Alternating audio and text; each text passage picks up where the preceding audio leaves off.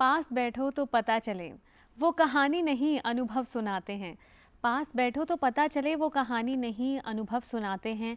बड़े खुशकिस्मत हैं वो लोग जिनके घरों में बुजुर्ग मुस्कुराते हैं। बिल्कुल सिमरन, हमें अपने बड़े बुजुर्गों के साथ वक्त बिताना चाहिए क्योंकि जो उनके जो अनुभव होते हैं ना, ये गूगल पर नहीं मिलते। बिल्कुल।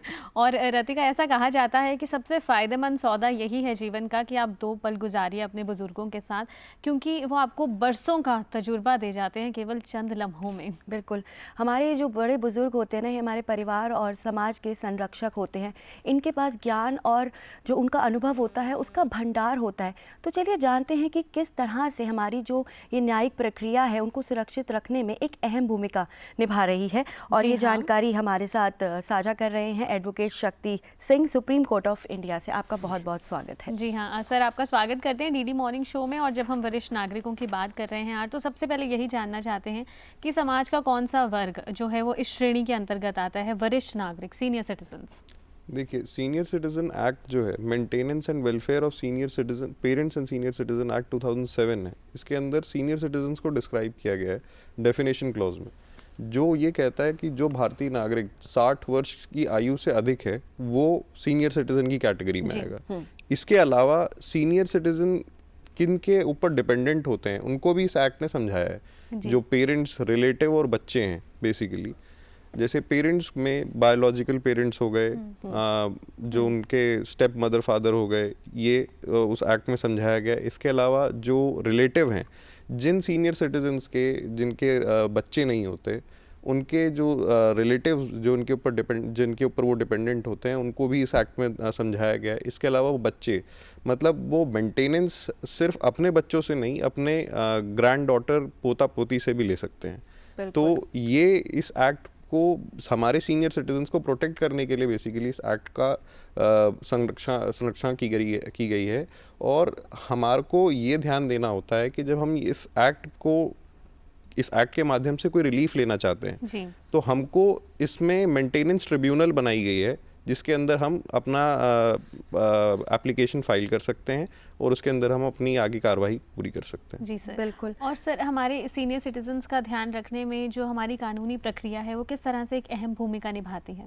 देखिए, इसमें सेक्शन 4 है जो मेंटेनेंस देने की बात करता है सीनियर सिटीजन्स को, जिसके अंदर जो भी उनका खर्चा है, मेडिकल एक्सपेंसेस हैं, जो अपने डिपेंडेंट से लेना चाहते हैं, जो अपने बच्चों से लेना चाहते हैं, वो सेक्शन 4 के अंदर ले सकते हैं। इसके अंदर सेक्शन 5 के अंदर एक एप्लीकेशन फाइल करनी पड़ती है मेंटेनेंस ट्रिब्यूनल के अंदर। वो मेंटेनेंस ट्रिब्यूनल जो है इसका निस्तारण करती है, उनके खर्चों को देखती है, समझती है कि कितना इनका मंथली एक्सपेंस है, जिसके बेसिस पे इनको हम अब इनके डिपेंडेंट को हम खर्चा देने के लिए बोल सकते हैं, मेंटेनेंस देने के लिए बोल सकते हैं। इस एप्लीकेशन के मिलने के जैसे ही वो एप्लीकेशन फाइल करेंगे तो ट्रिब्यूनल 90 दिन के अंदर जैसे ही नोटिस सर्व हो जाएगा उस व्यक्ति के ऊपर, उसका निस्तारण करेगी। इसके बाद इसका जुरिस्डिक्शन कैसे बनाया जाए, कैसे देखा जाए कि इसका जुरिस्डिक्शन कहाँ है। जो सीनियर सिटीजन अपने बच्चों के ऊपर ये एप्लीकेशन दायर कर रहे हैं जिनके, तो उस केस में उनको ये समझना ज़रूरी है कि उसका जुरिस्डिक्शन क्या होगा। जुरिस्डिक्शन जहाँ पे वो उनके बच्चे रहते हैं या जहाँ पे वो लास्ट रहते थे। बेसिकली हमको जुरिस्डिक्शन के एस्पेक्ट से समझना जरूरी है कि हमारी एप्लीकेशन किस डिस्ट्रिक्ट, किस सेक्टर में हम फाइल कर रहे हैं। इसके बाद उसका कॉन्स्टिट्यूशन क्या होगा। जो मेंटेनेंस ट्रिब्यूनल है, इसमें जो अफसर बैठते हैं, जो अफसर होंगे वो बेसिकली एसडीएम लेवल रैंक के अफसर होते हैं, जो उस पूरे मुकदमे का निस्तारण करते हैं। इसके बाद जो, जैसे अगर कोई भी हमने एप्लीकेशन फाइल करी, सीनियर सिटीजन ने अपने खर्चों को समझाया, अपने पूरे विवाद को समझाया, उसके बाद उनको ये लगता है कि हमको इसमें रिलीफ जो है वो एक्सपेक्टेड रिलीफ नहीं मिला जो हमको चाहिए था, तो वो उसको अपने उस ऑर्डर को चैलेंज कर सकते हैं अंडर सेक्शन 16 60 दिनों के अंदर। इस पूरे प्रावधान को जिस तरीके से बनाया गया है वो इस तरीके से है कि हमारे सीनियर सिटीजन इसको लेके हैरेस ना हो। अगर वो खुद कोर्ट नहीं जा सकते तो वो अपने किसी ऑथराइज लीगल रिप्रेजेंटेटिव के थ्रू उसमें मुकदमा दायर कर सकते हैं। वहाँ पे वो पूरा मुकदमा अपना समझा सकते हैं, अपने खर्चों को, अपनी समस्याओं को, अपने जो उन्होंने खर्चे आसपास में किए गए हैं अपनी हेल्थ को लेके, अपने छोटे मोटे बड़े खर्चे जो भी हैं वो अपने एप्लीकेशन में लिख कर ऑफिसर के आगे रख सकते हैं और उस पर वो निस्तारण कर सकता है। ओके, तो जो ये सीनियर सिटीजन्स होते हैं ये अपनी प्रॉपर्टी जो है वो अपने एक वक्त पर आके अपने बच्चों के नाम कर देते हैं, तो अगर वो बच्चे उनकी बेसिक नीड्स का ही ख्याल ना रखें तो ऐसे में कानून किस तरह से उनकी मदद करता है? देखिए सेक्शन 23 है इस एक्ट का, जो अगर ऐसे में कोई भी प्रॉपर्टी ट्रांसफ़र की गई है, अगर उस प्रॉपर्टी को मतलब अनड्यू इन्फ्लुएंस से, कोरोजन से, फोर्स से ट्रांसफ़र करवाया गया है, तो वो प्रॉपर्टी को वापस उसका जो ट्रांसफ़र करने का जो प्रक्रिया है, बेसिकली ट्रांसफ़र होता कैसे है, वो विल के थ्रू या गिफ्ट डीड के थ्रू होगा। तो वो गिफ्ट या विल डीड को खारिज कर दिया जाता है। दूसरा, तो ये खारिज करने का ये जो हक होता है, किसको, अधिकार किसको होता है? ये जब आप एप्लीकेशन दायर करते हैं मेंटेनेंस ट्रिब्यूनल के अंदर, ये सारी प्रक्रिया जो मेंटेनेंस ट्रिब्यूनल के अंदर ये सारी प्रक्रिया जाएगी। जो आप जितने भी अपने जो भी आपका ग्रीवियंस रहेगा वो मेंटेनेंस ट्रिब्यूनल के अंदर रहेगा। उसी के अंदर आप अपना सारा लिखित विवरण देते हैं कि हमारे साथ क्या क्या हुआ है, कब आपने अपनी गिफ्ट डीड बनाई थी, कब आपने अपना गिफ्ट, उनको क्या प्रॉपर्टी थी, प्रॉपर्टी की सारी डिटेल देते हुए, उसको बताते हुए आप वहाँ पे मुकदमा उनके ऊपर दायर करते हैं। कोर्ट इसके बाद ये देखती है कि आपने जो मुकदमा दायर किया है उसमें कितना तथ्य है, मतलब जो भी फैक्ट आपने रखे गए हैं उसके लिए आपके पास एविडेंसेस हैं कि नहीं। फिर उसको समझने के बाद अगर उनको लगता है कि आपको हरास किया जा रहा है, तो आपका जो आपकी जो प्रॉपर्टी जो आपने ट्रांसफ़र करी है उसको वो निस्तारित, उसका वो एग्रीमेंट ख़त्म कर देते हैं, वो गिफ्ट डीड को इनवैलिड कर देते हैं। दूसरी चीज़ ये है कि इसी सेक्शन में एक चीज़ और ये कही गई है कि अगर मैं किसी को प्रॉपर्टी देता हूँ तो मेरे को एज अ सीनियर सिटीजन उस प्रॉपर्टी का जो मेंटेनेंस है वो मेरे को मिलना चाहिए, जिससे मैं अपने खर्चे पूरे कर सकूं। तो ये एक सबसे बड़ा एस्पेक्ट है। इस पे दिल्ली हाई कोर्ट ने ही अभी 2016 में संदीप कॉल में एक जजमेंट दिया था, जिसमें सेक्शन 23 में एविक्शन ऑर्डर पास किया गया था। उन्होंने स्पेसिफिकली ये कहा कि अगर कोई भी बच्चा अपने बुजुर्गों को, अपने सीनियर सिटीजन्स को, अपने माँ बाप को अगर वो प्रताड़ित कर रहा है तो उसको उस प्रॉपर्टी में रहने का हक नहीं है। अभी जो आपने मेंटेनेंस की बात की, तो ये मेंटेनेंस का ये जो क्लॉज है ये पहले से ही डालना पड़ेगा जिस टाइम आप प्रॉपर्टी ट्रांसफ़र कर रहे हैं, या ये बाद में भी एप्लीकेबल रहता है? देखिए, इस क्लॉज के अंतर्गत अगर प्रॉपर्टी ट्रांसफ़र कर दी गई है, आपने डाला है या नहीं डाला है, ये ओपन रहता है कि अगर आपने नहीं डाला तो आप इस मुकदमे में डाल सकते हैं। इस मुकदमे, इस सेक्शन के थ्रू आप वो प्रॉपर्टी को आप उनसे वापस ले सकते हैं। और अगर आप डाल देते हैं तो उसको आप एक्सप्लेन कर सकते हैं, समझा सकते हैं कि जी हमने ये पहले डाला हुआ था और इसके अंदर हमने स्पेसिफिकली कहा है कि अगर हमको ऐसी समस्या आती है जिसमें हम अपनी बेसिक नीड्स को पूरी नहीं कर पा रहे हैं तो हम ये प्रॉपर्टी वापस लेंगे। वापस ले सकते जी। और सर ये तो हमने उनकी बात करी कि जो बच्चे अपने माता पिता को, वरिष्ठ नागरिकों को बेसिक नीड्स नहीं प्रोवाइड करते, लेकिन मान लीजिए हमारे कोई वरिष्ठ नागरिक ऐसे हैं जिनकी संतान नहीं है, तो ऐसे में कानून कैसे उनकी देखरेख की और उनका ध्यान रखने में एक भूमिका निभा सकता है? सर देखिए, ऐसे में जो हमारा ये एक्ट है ये बेसिकली प्रोटेक्शन देता है। ओल्ड एज होम का एक प्रोविजन है सेक्शन 19 का। सरकार इसमें ओल्ड एज होम बनाएगी। उस ओल्ड एज होम के अंदर बेसिकली वो सारी सुविधाएं देगी जो उनको एक घर में मिलती है। एक डिस्ट्रिक्ट के अंदर 150, एक अगर ओल्ड एज होम है तो उसके अंदर 150 लोगों के रहने की सुविधा होगी। उसमें उनके मेडिकल एक्सपेंसेस जो भी होंगे, जो मेडिकल उनको चाहिए, फैसिलिटीज चाहिए, वो होगी। उनको टीवी और एंटरटेनमेंट की सुविधा दी जाएगी। इसके अलावा जो भी उनके बेसिक नीड्स होंगे वो उनको पूरा किया जाएगा। इसके अलावा जो सरकार है, इस पॉलिसी में जो उन्होंने ये सारे ओल्ड एज होम की फैसिलिटीज़ दी गई हैं, इसकी पब्लिकेशन भी करेगी, जिसको सेक्शन 20 और 21 में डिस्क्राइब किया गया आगे, जिसके अंदर वो उनको रेडियो और टीवी के माध्यम से लोगों को बताएगी अगर कोई भी बुजुर्ग व्यक्ति जो प्रताड़ित किया जा रहा है, जो अपने घर में परेशान है, जिसके पास और कोई सहारा नहीं है रहने का, वो आदमी, वो व्यक्ति सेक्शन 19 में ओल्ड एज होम में जाके रह सकता है, जो सरकार बनाती है। बेसिकली ओल्ड एज होम बनाने की जो राइट है वो सिर्फ सरकार के पास लाई करता है। तो अब ये जो हमारे सीनियर सिटीजन्स हैं, इनके मान सम्मान की, इनकी सेवा के लिए हमें क्या करना चाहिए? देखिए, वैसे तो मैं अगर कहूँ तो मेंटेनेंस एक ऐसी चीज़ है जो सिर्फ ये एक्ट नहीं और भी बहुत सारे एक्ट प्रदान करते हैं जी। तो अगर जैसे भी हमने बात की कि कोई है ही नहीं और उनको ओल्ड एज होम में भेज दिया गया, तो ऐसे केस में क्या किया जाए? ऐसे केस में उनको लीगल रिप्रेजेंटेटिव, मतलब मुफ्त सरकारी वकील की भी सुविधा दी जाती है। अगर वो अपना मुकदमा दायर करना चाहें तो वो कोर्ट में जाके बता सकते हैं कि मतलब मेरे पास कोई लीगल रिप्रेजेंटेटिव नहीं है, तो खुद कोर्ट सरकारी वकील नियुक्त करता है ऐसे व्यक्तियों के लिए जिनके पास कोई सुविधा नहीं है, और उसी बेसिस पे उनका मेंटेनेंस किस एक्ट के अंदर डालना चाहिए वो देखा जाएगा, चाहे वो maintenance of welfare of parents and senior citizen हो गया, फिर आईपीसी सीआरपीसी की धारा 125 के अंतर्गत भी मेंटेनेंस का प्रावधान है, जिसमें कोई एज लिमिट नहीं है, कोई रिलीजन का बार नहीं है। इसके अलावा हिंदू अडॉप्शन का भी एक कानून है जिसके अंदर सेक्शन 20 और के अंदर वो मेंटेनेंस क्लेम कर सकते हैं।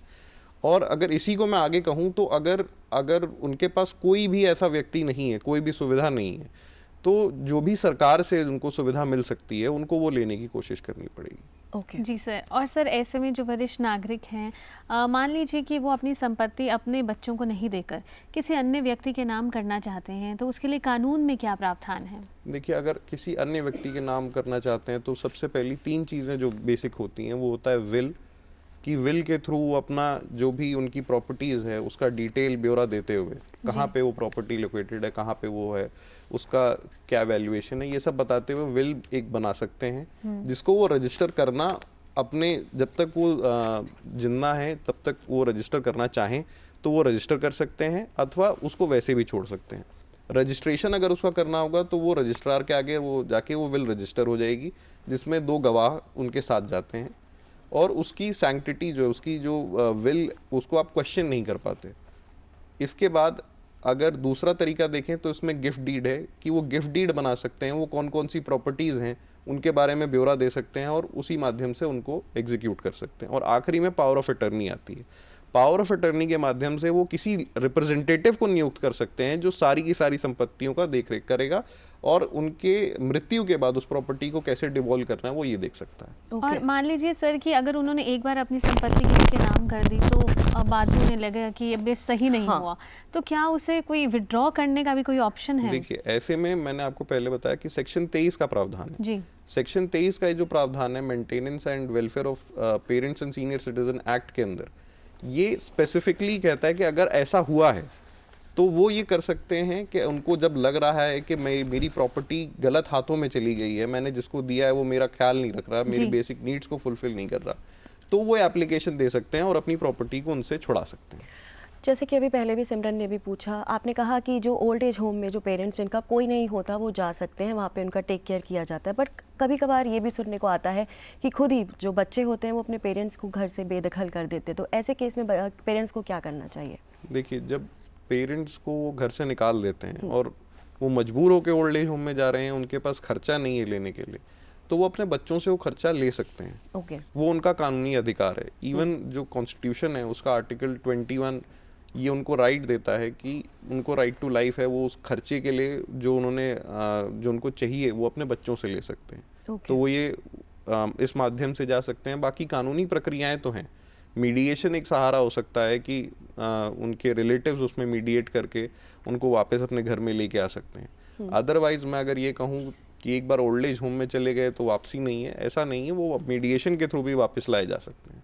दूसरा तो फिर कोर्ट का माध्यम है, वो जिस प्रॉपर्टी को छोड़ के गए हैं कोर्ट डायरेक्ट कर सकती है कि उनको वापस उस प्रॉपर्टी में लाया जाए, उस प्रॉपर्टी में रखा जाए, उनको सारे ज़रूरी खर्चे दिए जाएं जो उनको उस वक्त मेडिकल के लिए या उनकी देखरेख के लिए ज़रूरी होंगे। यानी कानून भी इस बात पे मोहर लगाता है कि जो हमारे वरिष्ठ नागरिक हैं, हमारे माता पिता हैं, उनका ध्यान रखना, उनकी देखभाल करना, ये जिम्मेदारी आगे उनके बच्चों की है। बिल्कुल, क्योंकि अगर ये देखा जाए कि मौलिक जिम्मेदारी है, उन्होंने आपको पढ़ाया लिखाया बड़ा किया है, अपनी जीवन का अपने कठिन परिश्रम से जो उन्होंने कमाया वो अपने हर तरीके से आपकी खुशियों को पूरा करने के लिए वो करते हैं। तो बच्चों की भी जिम्मेदारी है कि उनको अपने माँ बाप के लिए हर वो चीज़ करनी चाहिए जो जायज़ और मुमकिन है मेरे हिसाब से। अब जैसे कि हमने इसमें एक सवाल पूछा कि जिनके बच्चे नहीं हैं और संपत्ति है लेकिन एक आगे अर्निंग करने के लिए एक एज के बाद आप नहीं कर पाते, तो ऐसे में क्या कानून किसी तरह से जो है सीनियर सिटीजन्स की मदद करता है कि वो अपनी बेसिक नीड्स को पूरा कर सकें? मैम, पहली चीज़ ये है कि जब वो अपने किसी रिलेटिव को दे रहे हैं प्रॉपर्टी, तो वो प्रॉपर्टी के ऊपर वो रेवेन्यू उनसे ले सकते हैं। वो प्रॉपर्टी की मेंटेनेंस अगर वो प्रॉपर्टी उन्होंने दे दी है, अब क्योंकि अगर किसी के बच्चे नहीं हैं तो उन्होंने अगर किसी को अडॉप्ट किया है तो वो उस बच्चे से मेंटेनेंस ले सकते हैं, उस बच्चे को अपना ख्याल रखने के लिए कह सकते हैं, अपनी छोटी बड़ी समस्याएं अगर इन केस में ऐसा कोई केस रहता ही नहीं है कि अडॉप्शन ही नहीं किया, तो क्या किसी तरह की कोई वित्तीय मतलब जो कानून कुछ प्रोवाइड कराता है हेल्प, जैसे कुछ ओल्ड एज स्कीम्स रहती हैं? ओल्ड एज स्कीम्स में अगर आप बात करें तो गवर्नमेंट ने बहुत सारी स्कीम्स निकाली हैं, जैसे अटल पेंशन योजना हो गई, जी। आपकी नेशनल पेंशन स्कीम हो गई, बीमा योजना निकाला है सरकार ने। तो ये सारी वो पॉलिसीज़ हैं जो गवर्नमेंट खुद देती है, जिसमें जो भी फाइनेंशियल बेनिफिट्स है वो खुद सरकार सामने से देती है, व्यक्ति जी। के खाते में देती है, तो उससे जो भी उनका भरण पोषण हो सकता है वो किया जा सके। और मान लीजिए वरिष्ठ नागरिक हैं तो शायद हो सकता है वो इस बात के प्रति इतने जागरूक ना हो, ना हो। मैंने लेकिन पहले भी कोई जैसे बताया कि रिप्रेजेंट कर सकता है, कोई उनकी जगह इन सर्विसेज के लिए अवेल कर सकता है। जैसे कि मैंने आपको बताया कि अगर उनके पास कोई व्यक्ति नहीं है जी। तो वो किसी व्यक्ति को नियुक्त कर सकते हैं as a power of attorney holder बना के, वो उनकी वो प्रॉपर्टी या उनके वो जो भी लीगल मसले हैं उसको देख रेख कर सकता है। और इवन जो ये पॉलिसीज़ भी सरकार ने बनाई हैं, इसके लिए प्रॉपर अवेयरनेस की जाती है। जो इनके सेंटर्स बनाए गए हैं, उस बिल्कुल। सेंटर्स में जाके वो एप्लीकेशन दायर कर सकते हैं और उसका लाभ ले सकते हैं। बिल्कुल। तो दर्शकों, जैसे कि आपने अभी जाना कि किसी भी बड़े बुजुर्ग के आशीर्वाद से ही कोई भी घर फलता फूलता है, तो हमारे जो बुजुर्ग हैं ना, इन्हें हमारे मान सम्मान की ज़रूरत है, हमारी दया की नहीं। बिल्कुल दर्शकों, और यदि हमारे कोई भी वरिष्ठ नागरिक हमारे साथ आज ये कार्यक्रम में जुड़े हुए हैं या आसपास भी आप ऐसा देखते हैं कि वो किसी समस्या से जूझ रहे हैं, तो घबराने की बात नहीं है। एक हेल्पलाइन नंबर है और दिल्ली पुलिस का ये नंबर है, इसे ज़रूर नोट डाउन कीजिए। 1291 दिल्ली पुलिस का हेल्पलाइन नंबर है हमारे सभी सीनियर सिटीजन्स के लिए। इस पर आप संपर्क कर सकते हैं, अपनी जानकारियाँ हमारे साथ साझा कर सकते हैं। और आज legal welfare of senior citizens पर चर्चा करने के लिए हमारे साथ स्टूडियो में मौजूद थे एडवोकेट शक्ति सिंह जी। आपका बहुत बहुत शुक्रिया सर बहुत इस बहुत जानकारी शुक्रिया के लिए। आपका।